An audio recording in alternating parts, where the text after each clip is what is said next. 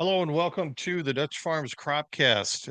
We have been busy this year. As I mentioned, I think in the first Cropcast that we did, we were starting up a couple different lines of business, one of them being the drone application, and just been crazy here. So, welcome. You got your host today, Jeremy Dutch from Doetch Farms with the Cropcast. I'm going to be going over today's lessons learned, and just a few things highlighting, what the growing season of 2025 brought us, with different products that we used on the application and what we learned.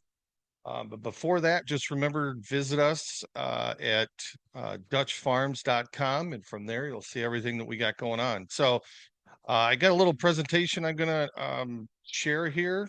For those of you, if you're listening on audio, this will be broadcasted also on our YouTube channel, which is youtube.com/Doetch Farms.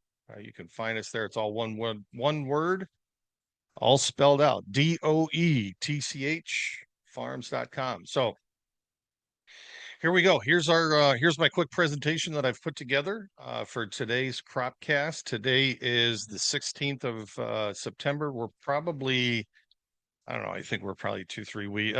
Probably not 3 weeks, but we're probably 10 days from starting harvest here in Northern Illinois. So who are we? As I said, this is in the past, this has been the Farming Banker podcast where we've talked about financial stuff, but I've turned this into the Cropcast. It's talking a little bit more about Doetch Farms. So who are we? Doetch Farms is Lenny and Tammy Dutch. That's my father. Myself, Jeremy, and Beth Dutch. That's who's involved along with Lenny and Tammy at this point. I've got some pictures here that just kind of show what we're into. We've got my grandfather who started it up here at Blaine, Illinois. I've got my mother's grandparents, pictures of all of us, and it's just some of the things that we're into.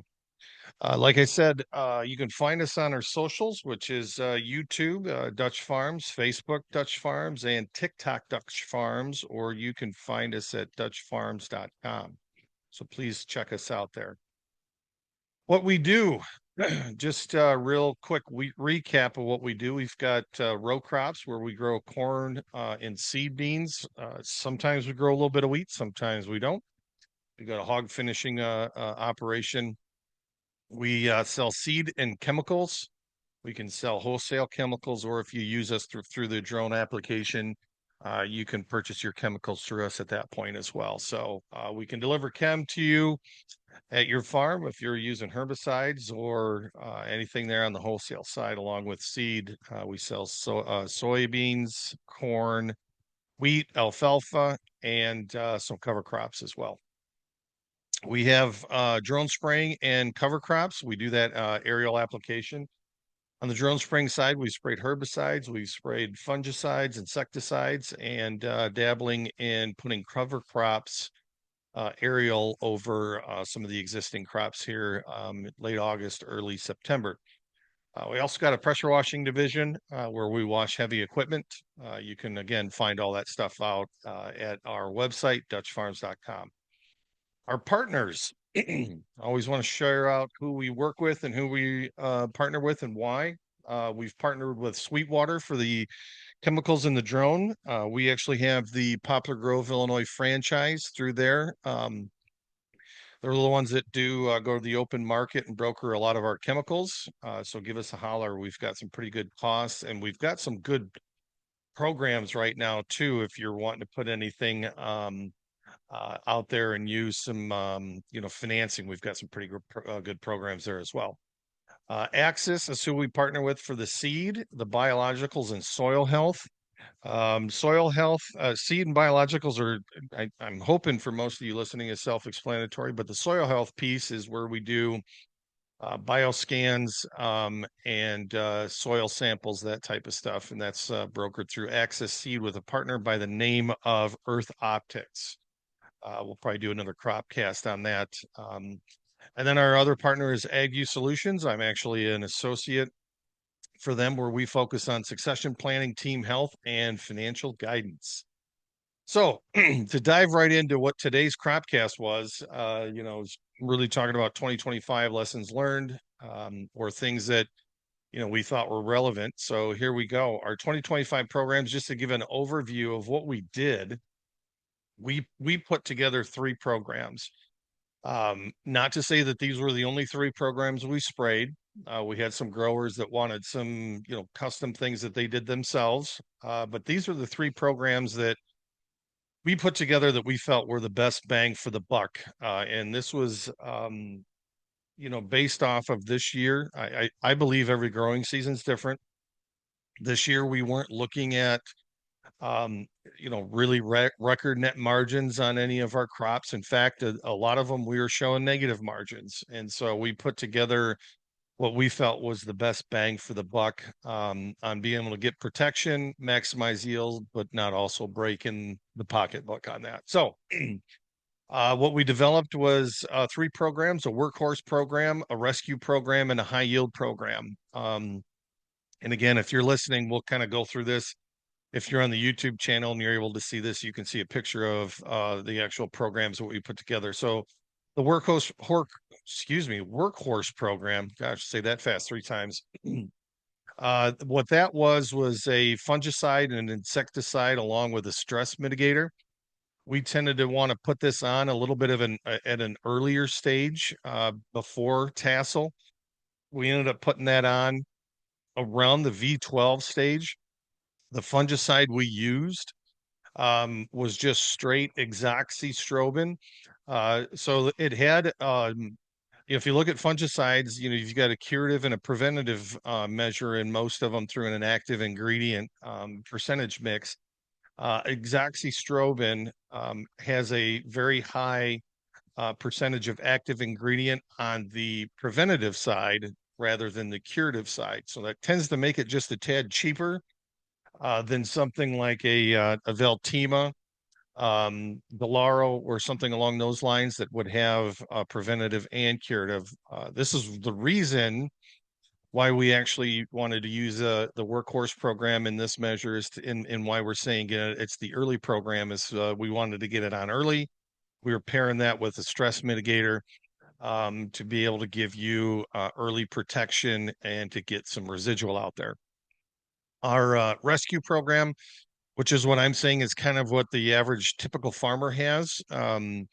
This is when they pretty much spray somewhere between VT at tassel or R1 stage. It's been typically, when you're seeing, if you see planes flying out there, this is kind of your typical application.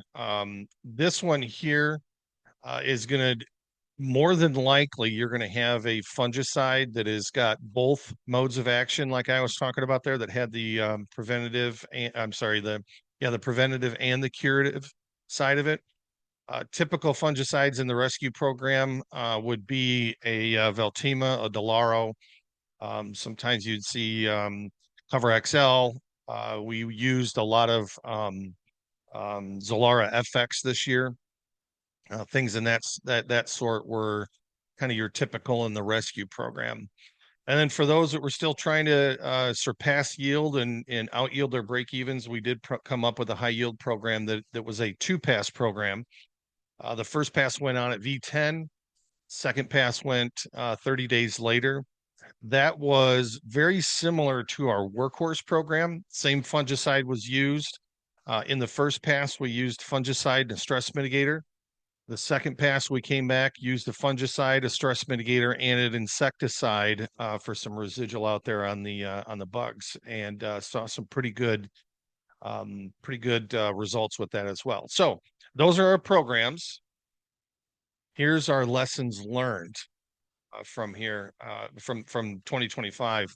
So the lesson my big takeaway, I guess, in this year, this growing season with was earlier was better, and really hard to make that call at times because when you looked at the early crop, if we looked at it earlier, looked really good, didn't have a lot of disease in it leading up to the V12 stage. There was a little bit of talk about disease setting in potentially. There were some southern states that were starting to see a lot of tar spot, southern rust. that type of thing. But in my area, the corn looked great. It looked awesome, and the price was not very good for the futures market. So, I'm sure at this point it was hard to try to say, hey, we're going to spend money on this crop when it looks really good and the market doesn't support it. But those that did, I will say we have found a much better reaction to thwarting off the disease. Corn that was sprayed between the V10 and R1 stage, and really it's V10 to VT stage, so showed a lot less disease present. I've got a picture, the picture that you see here on this slideshow. This is a picture of the corn right outside our farm that was sprayed. It was actually sprayed with the workhorse program. So it was sprayed at V12, exacxystrobin. I put a little bifenthrin in there along with our stress mitigator. This picture was taken on September 9th. So this is not a mid-July picture. This is September 9th. You can see a lot of green that's still in the plant. And that's really the key. We want to keep the plant growing. We want to keep it green as long as it can to be able to naturally dry down and have kernel fill. So, um, in our trials this year, we found that early application helped keep the plant better, and we were able to utilize some of the lower cost products at a better result. So, all in on this workhorse program was just about $29 an acre. And that's the result as of September 9th, when in my area, a lot of stuff is turning. We're still seeing pretty green stalks out there. So just earlier was better. I've got a couple different pictures here to show you guys. Again, if you're listening, you're not going to be able to see this, but where my cursor is, this was the line right here. Anything to the bottom of the picture, this is where we had put on the V12 workhorse program. From this line all the way up to here is what we put on at VT. So at the tassel time, and what we put on at that point was the rescue program using Zalara FX. So you can see the difference in the efficacy of some of this. And so that's one of our conclusions to why this was earlier was better. Over on the picture to the right here, what I'm just showing you is a couple different things from roughly where these barns are, this straight down this line and over, to the right of the picture. This was all sprayed with our high yield program. And this all in here was sprayed in a rescue program using Veltima. There's also a line at this point. The stuff that's below that line was sprayed with Zalara, moving across the field rather than with the rows.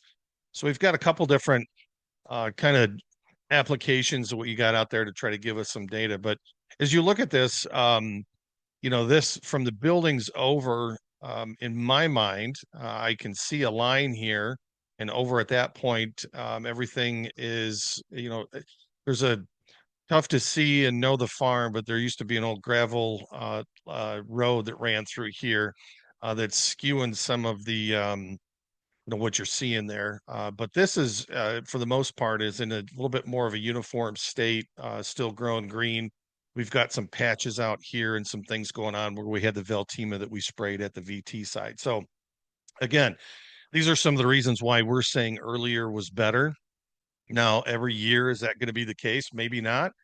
But I think it is in years where we're setting up a good growing season for some fungal diseases. I think that early application is probably your best bet. Second thing we learned is using economical products is smart. I've got this picture again just to emphasize, this was a $29 an acre application. We used exacxystrobin at $3.75 an acre. We used bifenthrin for our insect control at about $2 an acre. We used the drone zone recharge, which is the stress mitigator, for $6 an acre. And the application rate was 15. So that was where the $29 all came in at. But There are other products out there that we use that we actually liked a lot. One of them was Cover XL. That's your generic quilt XL. We use that for about $8 an acre. And we used Zolara FX, which is a newer product that hit the market for about $12 an acre.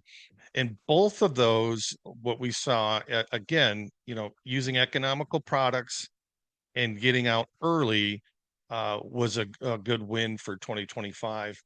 Veltima, we've priced it out. Some of it depends on what your application rate is on Veltima.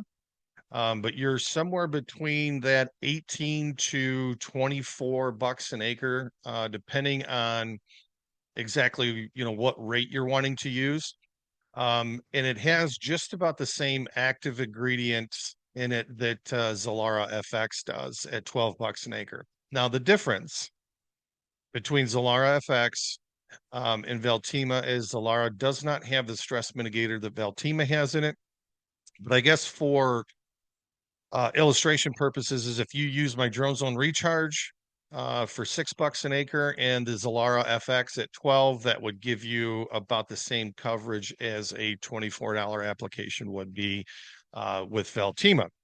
So that information and looking at what kind of happened with all those different products is why we're saying, hey, lesson number 2 that we learned was using economical products is smart. Lesson number 3, genetics made a difference. And these are all the different varieties that we plant at Doetch Farms. You can see a picture over to the side here. What I've seen in all the crops that I've been into is that the Corteva genetics probably held up a little bit better as far as plant health. The Bayer products showed probably a little bit more tar spot on the plant itself.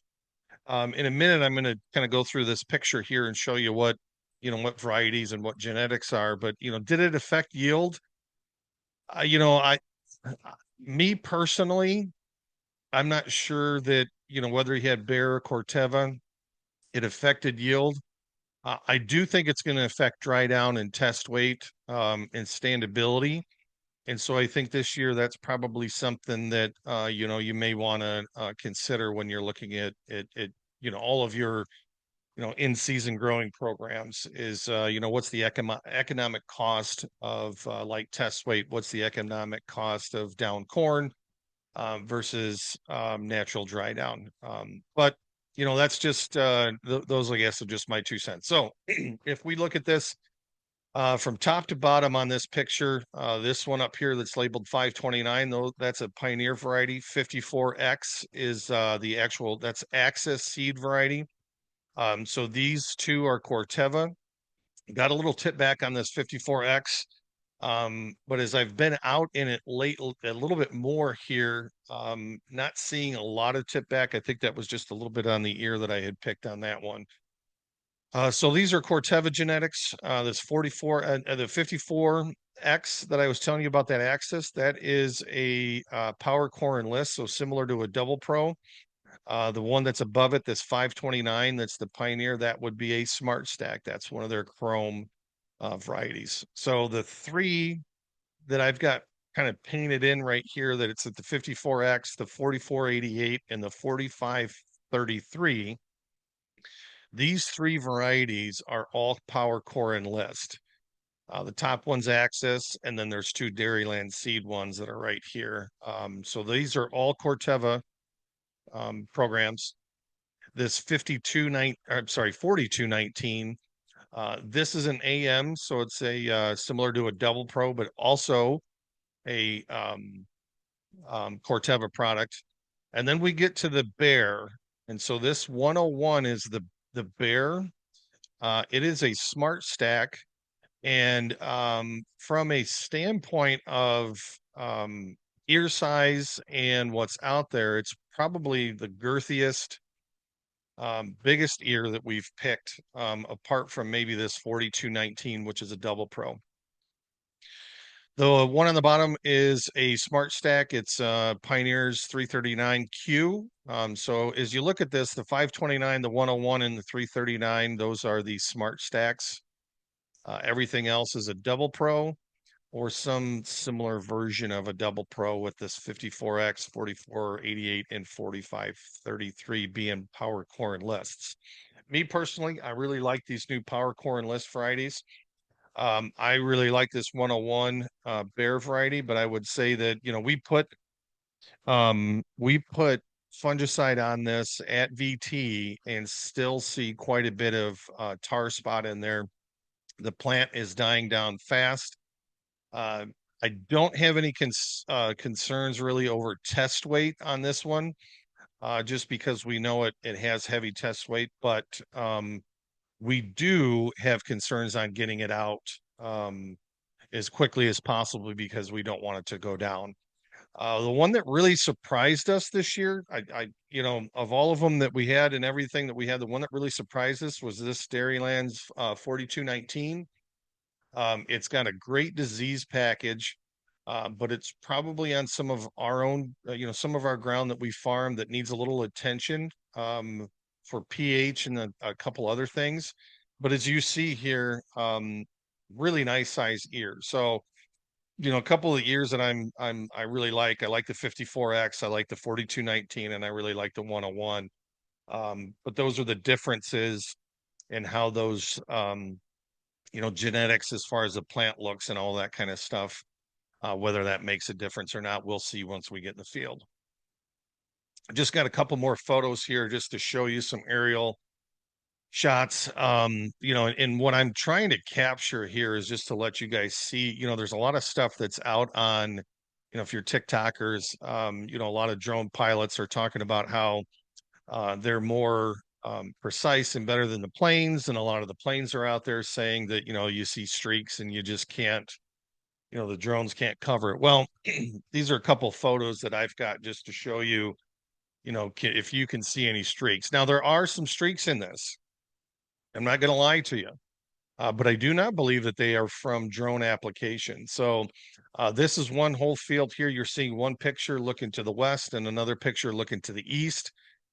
This section of the field right here, it's on the right photo. This section of the field, this had Zolara FX put on it, and it was put on crossways.